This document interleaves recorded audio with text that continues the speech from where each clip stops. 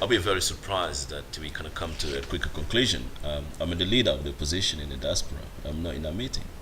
So speaking now, not everybody's there, but there has been a few people in that meeting, which sounded very good. We respected the view.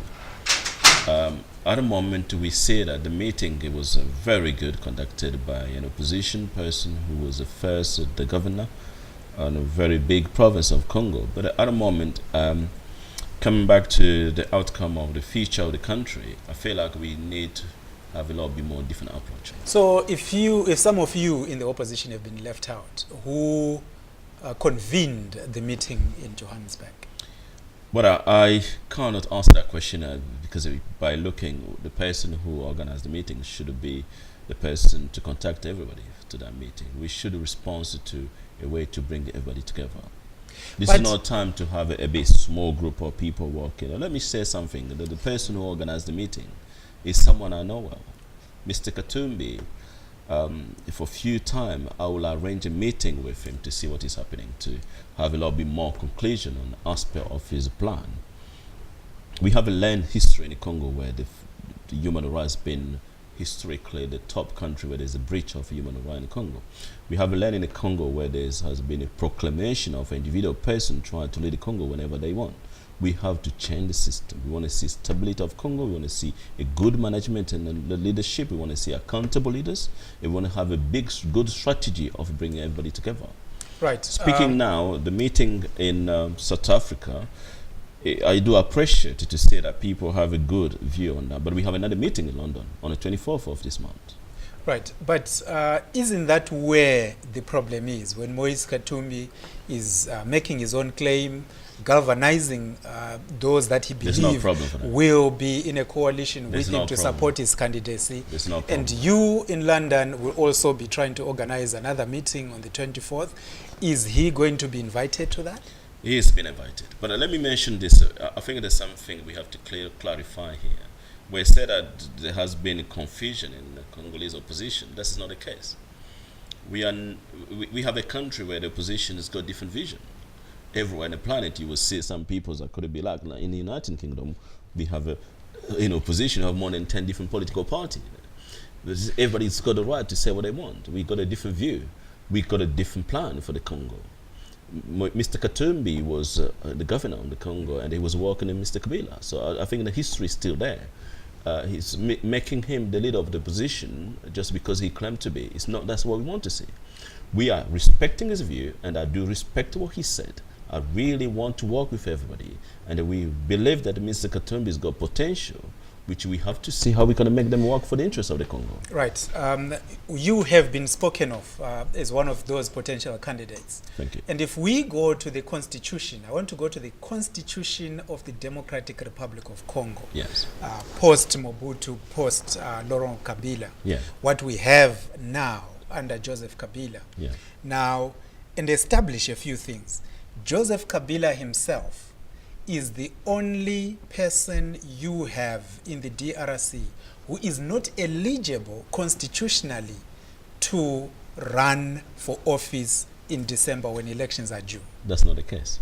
I think the Constitution at the moment, I don't want to say something that I don't have the control of, but I know the article is one. The article clearly mentioned that to be president of the Congo, you have to be born from two biological parents who have to be Congolese of origin. I was coming to that in the case of Moise Katumbi. But before we get there, can you clarify that the reasoning that was used by the Catholic priests, the people in the civil society, when they were bringing the opposition on board, extending Kabila's stay in Kinshasa, it was because he is not going to be an interested party because he is not eligible. The Constitution bars him from running again because he has served enough terms. So therefore, they were saying that whoever must be the interim president ahead of the elections must be someone that is not going to be a candidate themselves.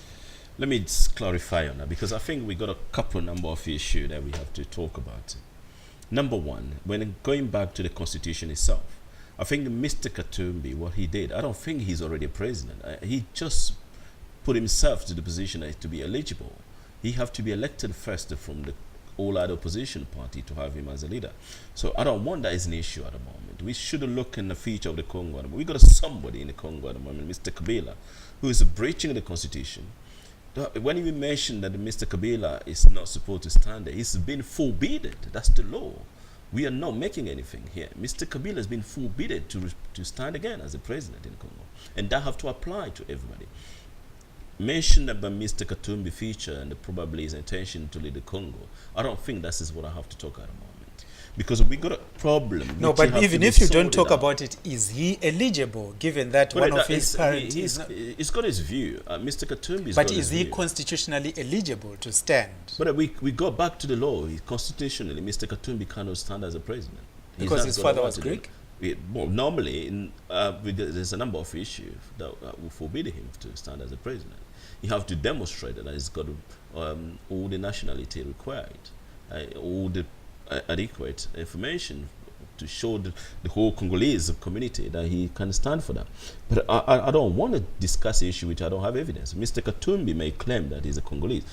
We need to have evidence of that. But at the moment, one of his parents could be, because in the Congo we have a people who are Congolese, but normally they have a history where the parent come from somewhere else. So we need to have a credible information about Mr. Katumbi's legitimacy for him to stand as a president. But let me mention what I have to speak at the moment. Having Mr. Katumbi as a candidate, that's not what I'm worried at the moment. He's got a potential, he's got someone who can do well for the country, but we want him to really work within the law. But number two, what I'm looking at the moment is not the right time for us to try to minimize the serious problem that the country is going to at the moment. Mr. Kabila has taken the country in hostage. It's playing games that everybody can see. This is somebody who's talking in Congo as a president. He's got nothing to represent himself. Now we have to apply Article 64 of our Constitution before we talk about election. The Article 64 said we have to stop anyone trying to take power illegally in the Congo. Mr. Kabila has breached the Constitution. He's taken the power illegally. We are now planning to have in the diasporas a very open movement that are going to bring all Congolese together, and we are going to create a parallel government that will bring justice for Congolese people. Okay, Kito, let me ask you the last question. I know you might have an answer going forward. Yes. Now, the DRC has been in problems since Lumumba was assassinated in the 60s. You heard that through the Mobutu That has been very sad. You heard that through the Kabila senior years. We have to change that. And there are many militant groups throughout the country. Yes. There is no census. No one knows how many people there are. Others are saying 80 million. Others are saying 100 million. There's no voters roll that is national.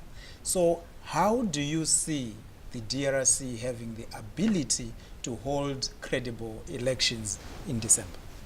Look, we got a story in the Congo where I can tell you this is a country where I was born and I grew up. I know the people in the Congo. We don't have any problem to organize election in Congo. I know we could have some logistic problem, especially the manufacturing of attending different people all over the country. But this is a country where, when it comes into the election process, it's a movement where everybody is enjoying doing it. So I don't think this is a problem. All we need are credible and accountable leaders to bring us something that is justifiable, so people can see the election happening. There's nothing stopping Congolese to have a credible election. Let me tell you something. That's probably, in additional information to what we're talking about more regularly, in the Congo, the Congolese people, they are more independent than anyone else. They're very flexible and they're ready to see the progress of the country. The only people slowing the process of the country is the leader of Congo, due to incompetence, greediness, and the way of taking people on hostage.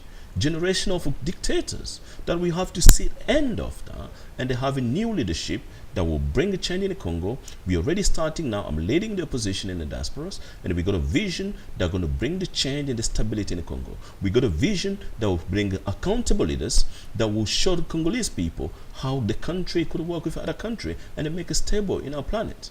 And this is the time to do it.